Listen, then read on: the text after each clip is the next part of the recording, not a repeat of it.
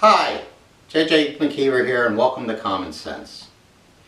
In his 1994 Jack Ryan novel, Debt of Honor, author Tom Clancy ended his book with a plane deliberately crashing into the Capitol building during the State of the Union address, effectively wiping out the national government.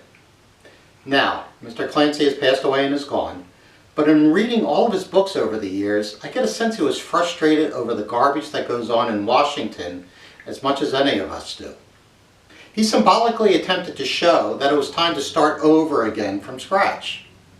In a recent poll, a great many Americans would be up for having everyone in Washington go home and starting over again with new representatives. I have thought for years that what we need is a timeout with government and begin again.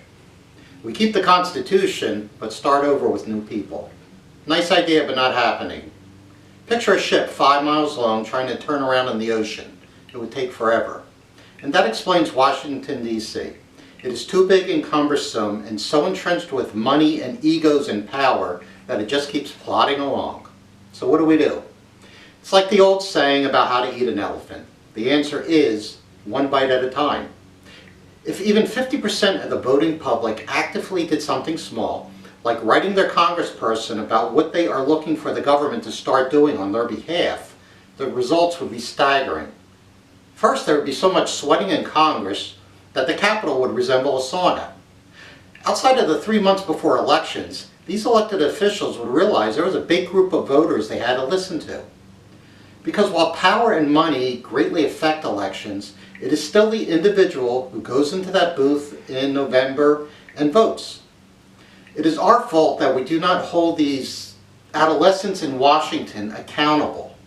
And to effectively communicate with those we put in office, it is important to be aware of what's going on. Too often, the Democrats and Republican parties take advantage of leading people around like lemmings, right up to the point of falling off the cliff. Let me give you 2 stories that illustrate how Americans are easily swayed. One day I was helping a friend with some outside painting to his house. It was near Election Day and we saw people coming down the street. There were volunteers working for the Democratic Party and handing out leaflets and encouraging people to vote.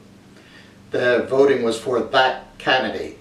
My friend, who was current on all things political and liked to debate, engaged in one of these people in conversation.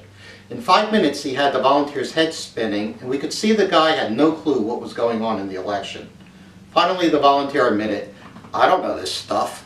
We're in a union and the union leaders had to take these flyers and hand them out to people because these are the ones you're going to vote for in the election."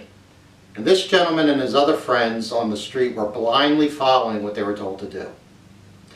Now the other story was when I was coming out of church one Sunday. A few people ahead of me were talking about how you just couldn't trust anything you heard on the news.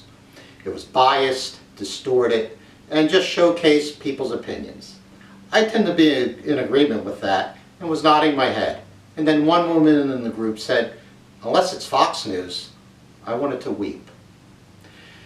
If we do not start having open minds and using our voice and our votes in the way we are empowered as Americans, then we're just going to keep getting people who couldn't effectively run a hot dog stand as our leaders.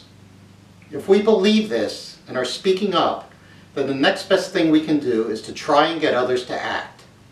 As Dante said in the Divine Comedy, the hottest places in hell are reserved for those who, in times of great moral crisis, maintain their neutrality.